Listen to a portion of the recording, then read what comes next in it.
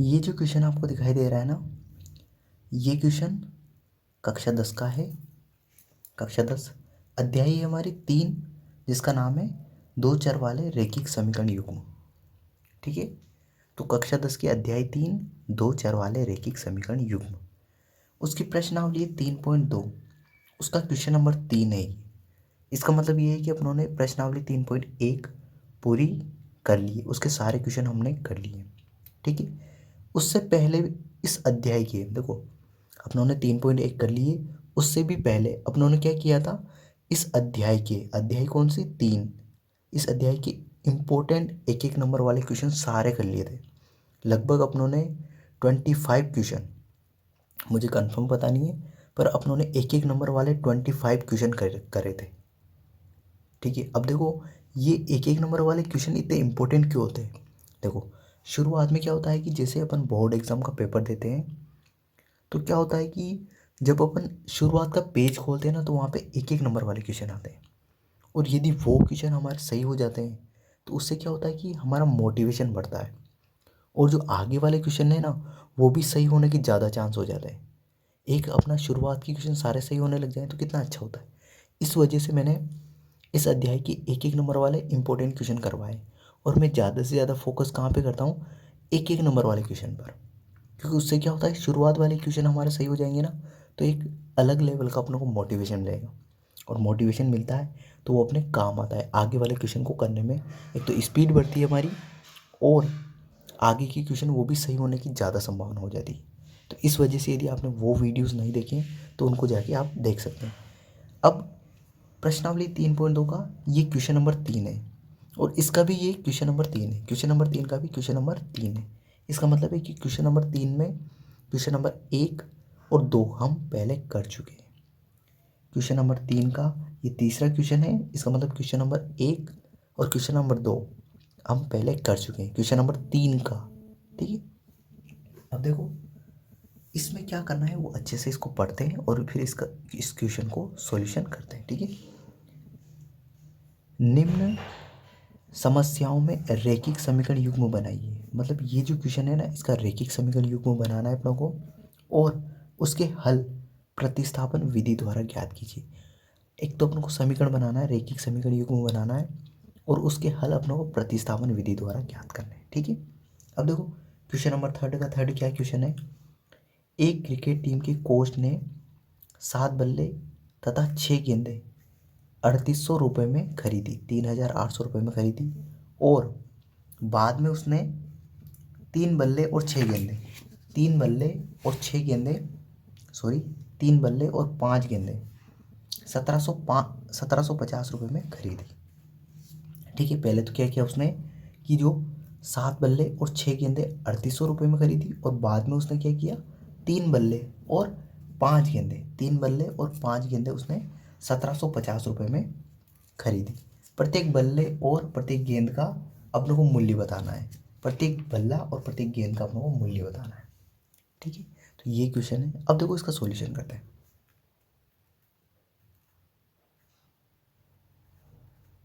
ठीक है, ठीक है, अब देखो समझना, देखो माना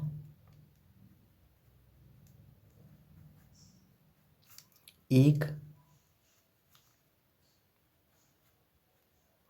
बल्ले का मूल्य, माना एक बल्ले का मूल्य बराबर x रुपये।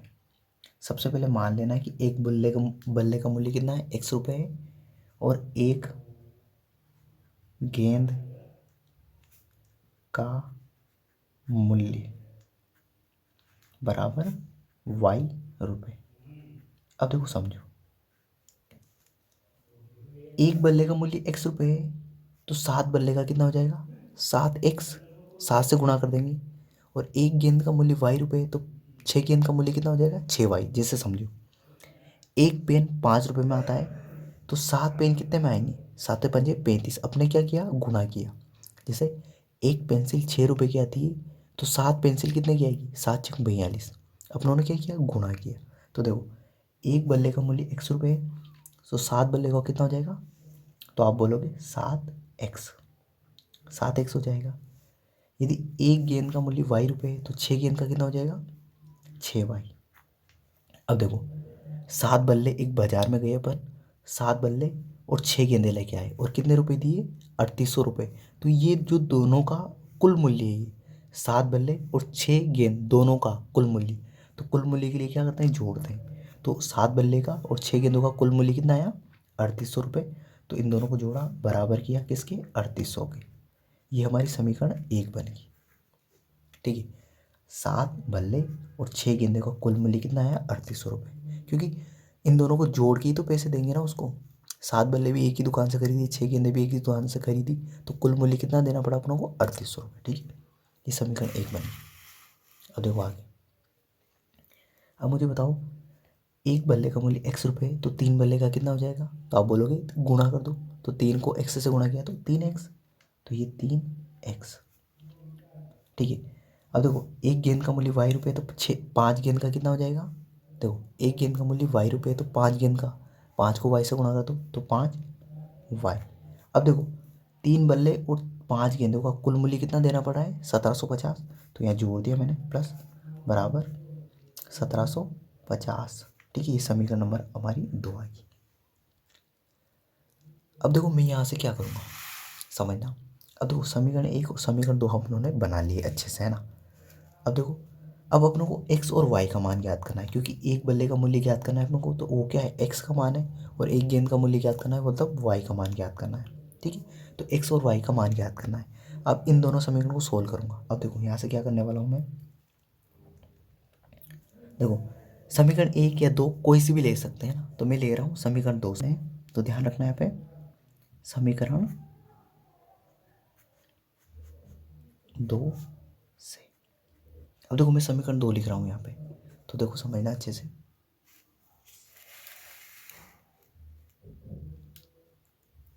देखो समीकरण 2 है अपनी 3x प्लस 5y बराबर 1750। ठीक है, अब देखो ये 5y किसका है, प्लस का, तो इस 5y को मैं बराबर के इधर लेके जाऊंगा तो किसका हो जाएगा, माइनस का। तो देखो ये क्या क्या आ जाएगा यहाँ से, 3x बराबर 1750। ठीक है, 3x बराबर 1750। अब ये 5y किसका था, प्लस का, तो इधर गया तो किसका हो गया, माइनस का, तो ये -5y। ठीक है, अब देखो मुझे x का मान निकालना है। अब ये 3 इस x के गुणा में है, ये 3 इस x के कहाँ है, गुणा में। तो ये मुझे x का मान निकालना है, तो 3 गुणा में तो कहाँ चले जाएंगे, भाग में। तो x बराबर आ जाएगा मेरा 1750 माइनस 5y/3। अब देखो x का मान आ गया अपना। अब इस x का मान समीकरण 1 में रखूंगा मैं इस जगह, तो यहाँ लिखूंगा मैं, इस जगह लिखूंगा मैं x का मान समीकरण 1 में रखने पर। ठीक है, अब देखो समीकरण 1 क्या है अपनी, 7x प्लस 6y बराबर 3800। ठीक है, 7x प्लस 6y बराबर 3800, ये अपनी समीकरण 1। अब देखो ये x का मान क्या है अपना, x बराबर 1750 माइनस 5y/3, ये x का मान आ गया। अब इसको समीकरण 1 में रख रहा हूँ मैं, देखो समीकरण 1 में रखूँगा इसको, तो यहाँ समझना अच्छे से। तो ये 7, अब देखो 7 तो ऐसा कैसे, अब x की जगह क्या रखूँगा मैं, 1750 माइनस 5y/3, तो यहाँ कोष्टक बना लिया मैंने, 1750 माइनस 5y/3। अब ये कोष्टक बंद, ये प्लस का चिन्ह है तो प्लस 6y बराबर 3800। ठीक है, अब देखो ये 7 के नीचे कुछ नहीं तो क्या है, 1 है। ठीक है, अब ये 7 तो ऊपर वालों से गुणा हो जाएगा, और ये 1 इस नीचे वाले से गुणा हो जाएगा। ठीक है, अब देखो 7 को मैं सबसे पहले 1750 से गुणा करूँगा, फिर 7 को मैं किससे गुणा करूँगा, 5y से, बीच में माइनस का चिन्ह तो माइनस का। अब देखो 1750 को पहले 7 से गुणा करूँगा, तो ये 7 से, तो देखो 7 का पड़ा 0 बार बोला तो 0, 7 का पड़ा 5 बार बोला, 7 पंजे 35, 35 के 5 हासिल के 3, 7 का पड़ा 7 बार बोलो, तो 7 का पड़ा 7 बार बोलो 49, 49 में 3 जोड़े तो 52, 52 के 2 हासिल के 5, 7 एकम 7, 7 और 5 12, 7 और 5 12। तो देखो 1750 को मैंने 7 से गुणा किया तो कितना आया 12,250। तो यहाँ लिख दूंगा मैं, देखो यहाँ लिखूंगा मैं 12,250। ठीक है, 12,250 ये तो आ गया अपना। अब मुझे ये देखो 5 वाई के आगे किसका चिन्ह है माइनस का, और 7 के आगे किसका चिन्ह है प्लस का। तो ये प्लस इस माइनस से गुणा होगा तो किसका चिन्ह आ जाएगा माइनस का। 7 को 5 से किया 7 पंजे 35, और ये वाई तो ये वाई। अब देखो 3 इस 1 से गुणा होगा तो कितना हो जाएगा 3 एकम 3। ठीक है, अब ये प्लस का चिन्ह है प्लस, तो ये प्लस का चिन्ह लगा दिया मैंने प्लस। 6 वाई, 6 वाई, और 6 वाई के नीचे कुछ नहीं तो क्या है 1 है, बराबर 3800। ठीक है, अब देखो मैं थोड़ा सा इसको ऊपर ले रहा हूँ। अब देखो यहाँ से समझना, अब देखो 3 और 1 का लघुत्तम लूँगा, तो 3 और 1 का लघुत्तम लिया तो कितना आया, देखो 3 को 1 से गुणा कर दो, इस 3 को 1 से गुणा किया 3 एकम 3। ठीक है, अब देखो यहाँ कोष्टक बना दिया मैंने। अब इस 3 को तो मैं इधर गुणा कर दूंगा और इस 1 को इधर। अब देखो ये 1 इस पूरे से गुणा होगा, 1 को किसी भी संख्या से गुणा करो वही संख्या आ जाती है, तो 1 को मैं इससे गुणा करूँगा पूरे से तो एक ही संख्या आ जाएगी। तो यहाँ लिखा मैंने 12,250 माइनस का चिन्ह माइनस 35 वाई। ठीक है, 3 को 6 वाई, देखो ये प्लस का चिन्ह है तो ये प्लस बना दिया, पहले तो प्लस का चिन्ह था तो प्लस लगा दिया। 3 को 6 से गुणा हो 3 छंग 18, और ये वाई बराबर 3800। ठीक है, अब 3800 के नीचे कुछ नहीं तो क्या है 1 है। अब ये 3 इधर गुणा हो जाएगा और ये 1 इधर वज्र गुणा कर दूंगा, 1 इस पूरी संख्या से गुणा होगा तो ये कहीं ये संख्या आ जाएगी। तो देखो मैं लिख रहा हूँ 12,250 माइनस 35 वाई प्लस 18 वाई बराबर, अब ये 3 इससे गुणा होगा तो इस एक बार गुणा कर लेते हैं, 3800 गुणा 3, 0 0, 3 का बड़ा 8 बार 8 दिया 24, 24 के 4 हाथ से लेके 2, 3 तिया 9, 9 2 11, 11,400। तो इधर आ गया अपना 11,400। ठीक है, अब यहाँ से समझना, अब देखो 35 के पीछे वाई है 35 वाई और 18 वाई। अब 18 के आगे तो चिन्ह है प्लस का और 35 के आगे चिन्ह किसका माइनस का। तो एक प्लस का चिन्ह हो और एक माइनस का चिन्ह हो तब हमेशा क्या करते हैं घटाते हैं। एक प्लस का चिन्ह हो और एक माइनस का चिन्ह हो तो हमेशा क्या करते हैं घटाते हैं। और चिन्ह किसके हिसाब से आएगा, जो बड़ी संख्या। अब देखो सुनो 18 और 35 में बड़ी संख्या कौन है 35, और 35 के आगे किसका चिन्ह है माइनस का, तो चिन्ह माइनस का आएगा। ठीक है, अब देखो ये घटा लेते पहले, है ना, पहले लिख देता हूँ मैं 12,250। ठीक है, अब 35 में से 18 घटा रहा हूँ तो ये 35 माइनस 18 घटा लेते हैं।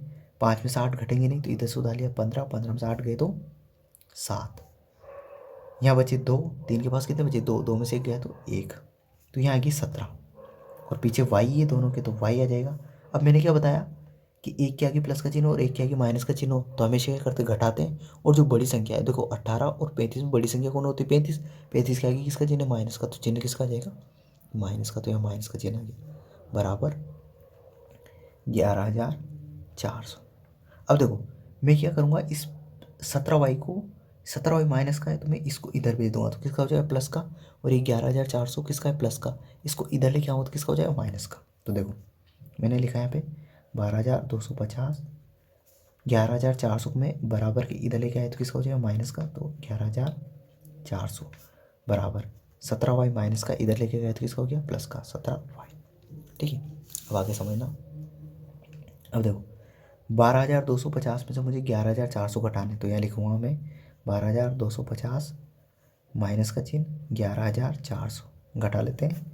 0 में से 0 गया 0, 5 में से 0 गया 5, इधर से उधार लिया 12, 12 में से 4 गए तो 8, यहाँ बचा 1, 1 में से गया 0, 1 में से गए तो 0, तो ये आ गया अपना 850। 12,250 में से 11,400 घटाए तो 850 बराबर 17 वाई। अब देखो 17 और वाई के बीच में किसका चिन्ह है गुणा का, मुझे वाई का मान निकालना है तो ये 17 गुणा में तो कहाँ चले जाएंगे भाग में, तो यहाँ से आ जाएगा वाई बराबर 850 बटे 17। अब देखो 17 एकम 17, 17 पंजे 85, 5 बार और 5 के पीछे 0 है तो ये आ जाएगा 50, तो वाई का मान कितना आ गया अपना 50। ठीक है, अब वाई क्या था अपना, गेंद थी, तो एक गेंद का मूल्य कितना आ गया अपना, 50 आ गया।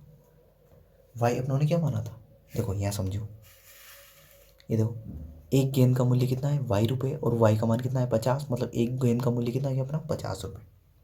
ठीक है, अब समझना यहाँ से अच्छे से, वाई का मान आ गया अपना 50, वाई का मान कितना आ गया 50।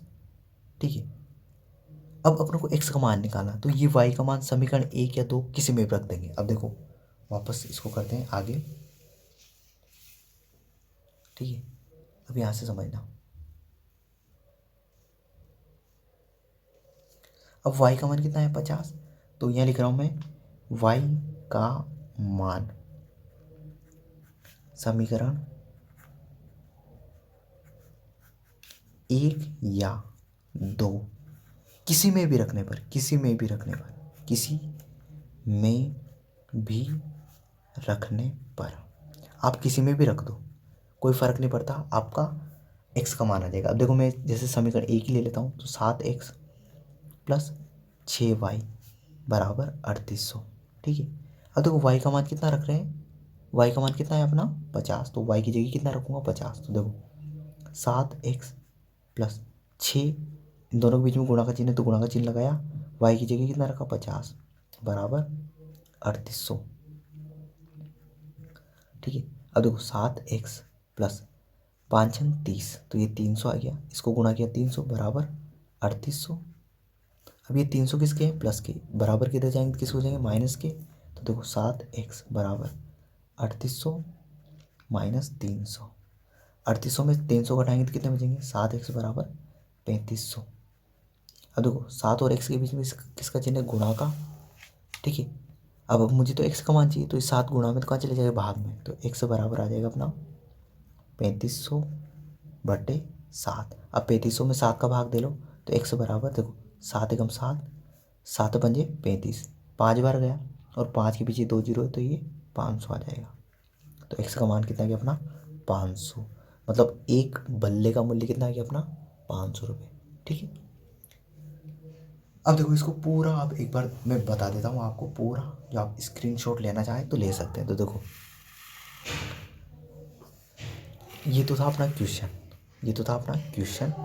ठीक है, अब इसके बाद देखो, इसके बाद अच्छे से देख लेना, ये है अपना सॉल्यूशन, समीकरण बना ली थी अपनों ने, ये पूरा इसका सॉल्यूशन है। ठीक है, ये है, अब इसके आगे देखो, ये पूरा ना y का मान 50 आ गया अपना। ठीक है, ये y का मान आ गया, फिर ये x का मान है ना, तो आप इसको नोट भी कर सकते हैं अच्छे से, है ना, मैंने पूरा अच्छे समझाया। तो आई होप आपको ये पूरा क्वेश्चन अच्छे समझ में आएगा। तो इस वीडियो के लिए इतना ही, अगले वीडियो में अगले क्वेश्चन के साथ मिलते हैं। Thank you.